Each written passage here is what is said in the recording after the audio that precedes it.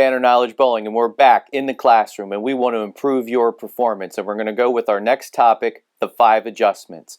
Now, I had the honor and privilege of working with and coaching alongside Fred Borton, and Fred would like to say to me, Steve, keep it simple. In bowling, there really only are 5 adjustments that you can make. You can change your aim, you can change your ball, you can change your speed, loft, I'm going to combine those two, or you can change your release. Let's get this started.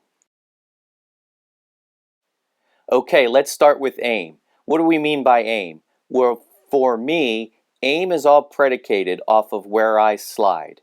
Wherever I slide, I let go of the ball about 7 boards to the right.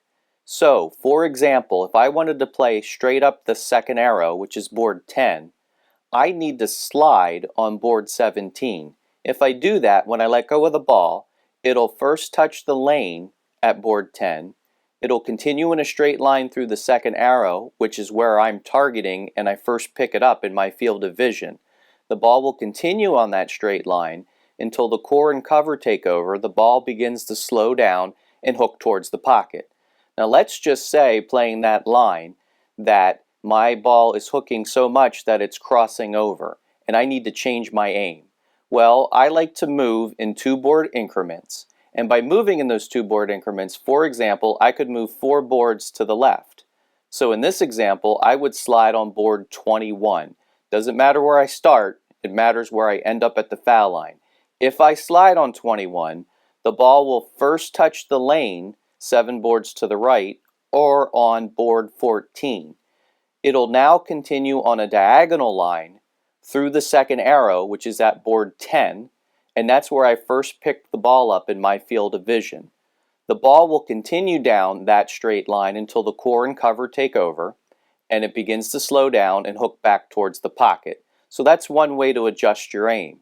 Obviously, you can play all different boards on the lane, and that's all predicated on where you slide. So if you move to the left to find more of the oil in the middle part of the lane, and you drift a lot to the right, you really didn't start that far left.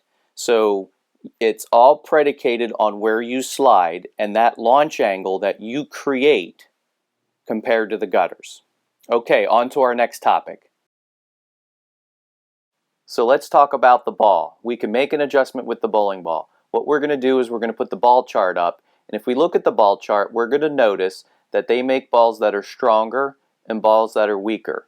So the way they designate that is a heavy oil ball, then there's a light oil ball, and then right in the middle are the medium, and then there's medium heavy and medium light. So that is the volume and the length of the pattern that you're facing. So if you're facing a surface that's pretty slick, you're going to want to go with the heavier oil equipment. If you're facing a surface that has lots and lots of friction, you're going to want to go down the chart and you're going to want to get equipment that is for lighter oil. Now you're going to also notice that the chart goes left and right. On the right side of the chart, those are the balls that are more angular. So what does that mean? For me, the balls get down the lane further and they hook more, so they have more of a hockey stick type shape. The balls as you go towards the left side of the chart, these balls are smoother. What does that mean? Well, they hook a little sooner, and because they make that first motion sooner, they hook a little less on the back part of the lane. So that's more of a banana shape from my point of view.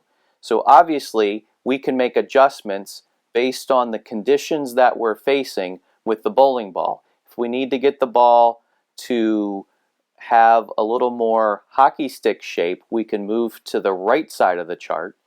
And if we need a ball to be smoother, we want to start it up a little sooner, we can move to the left side of the chart. Also, the inside of the bowling balls, the core, as you go with the heavier oil equipment, those cores are bigger and more complex. What does that mean?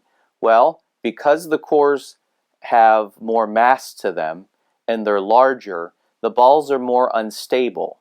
So these balls tend to hook more, and that's why they're designed for the heavy oil. And when I say hook, what I'm really saying is when the ball first begins to slow down. So when it the ball cannot hook unless it slows down, and that's how it changes direction.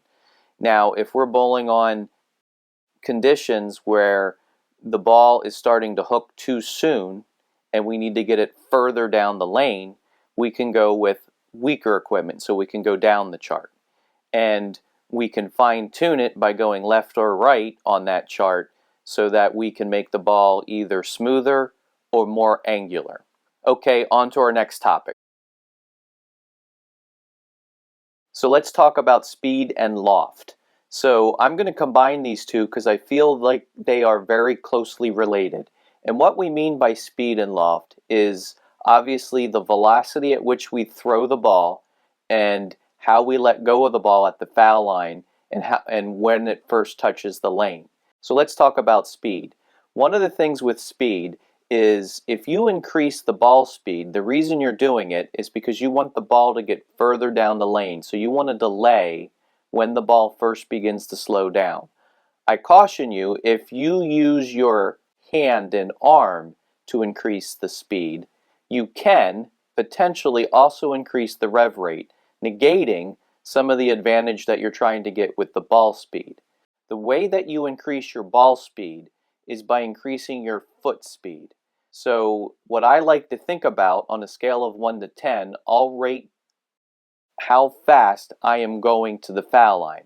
So if I think I'm going to the foul line at a 5, with 10 being the fastest, and I want to increase my ball speed, what I do is I think about my feet moving at maybe a 7 or maybe an 8. And because I'm getting to the foul line faster, I'm going to throw the ball faster. And by doing that, if I stay in my good, relaxed leverage position, my rev rate shouldn't change all that much. Now with loft, what I'm talking about is projecting the ball out onto the lane and landing an airplane. We do not want the loft to go up in the air. If it goes up in the air, you're actually making the power go towards the ceiling, and we want everything to go towards the pins. We want all the power to go down towards the pins so that we can knock as many of them down as we possibly can.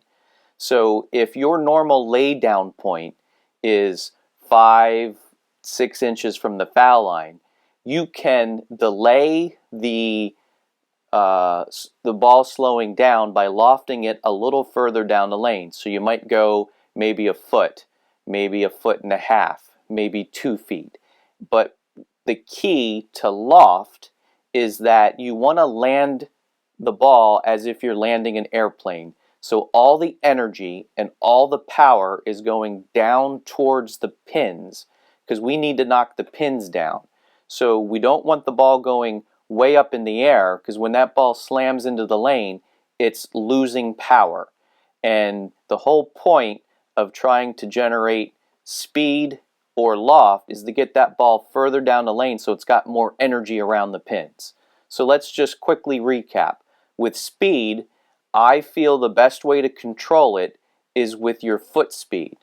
With loft, if your normal laydown point is 5-6 inches from the foul line, you want to practice getting the ball maybe a foot and a half, maybe 2.5 feet, and you want to loft it in such a way that you're able to land an airplane so that it gets onto that lane and starts into its roll so it can skid. And by doing both increasing the speed and or increasing the loft, we can get the ball a little further down the lane so it skids a little further, delaying the ball slowing down. Okay, on to our last adjustment. So let's talk about the release, and what do we mean by that? Well, with the release, I'm going to stay with the principle of keeping it simple. So we can come up the back of the ball, we can go around the side of the ball, or we can go somewhere in between. So let's talk about each one and what do they mean. So let's talk about up the back. Up the back is the end over end roll. This ball will hook the soonest, so it'll slow down the quickest, and it'll give you more of a banana type shape. So if you come up the back of the ball's going to start a little sooner and it's going to hook a little less on the back part of the lane. If you come around the side of the ball, so you get a lot of rotation coming around the ball, what that's going to produce is a lot of skid. Since the ball is going to skid further, it's going to hook harder on the back part of the lane. this is going to produce that hockey stick type shape. And what do I mean by in between? Well, that's somewhere in between coming up the back and going around the side of the ball. So why would you do this? Well, if you're facing a condition where the ball is not starting up soon enough, we can't get it to slow down, we may want to go up the back of the ball a little bit more and see if we can get the ball to slow down a little sooner so that it can start its hook towards the pocket. Now, if we're bowling and that ball begins to start too soon and hook across the pocket, we may want to get a little more around the side of it. That'll delay it a little bit more, so that'll make the ball skid a little bit more, but it'll also make the ball hook more on the back part of the lane, producing that hockey stick type shape. So, one of the questions that I always get is, what is the right adjustment to make? And the answer is, well, that's pretty difficult because all of them are right and all of them can be wrong. What I'm going to tell you is, whatever choice you make, go with it 100%. One of two things will happen. You'll make the correct choice, awesome, you can continue to strike and continue on with the tournament. Or maybe the choice isn't correct, and that's still awesome because it told you that that's not the correct adjustment. So then you can move on to the next adjustment.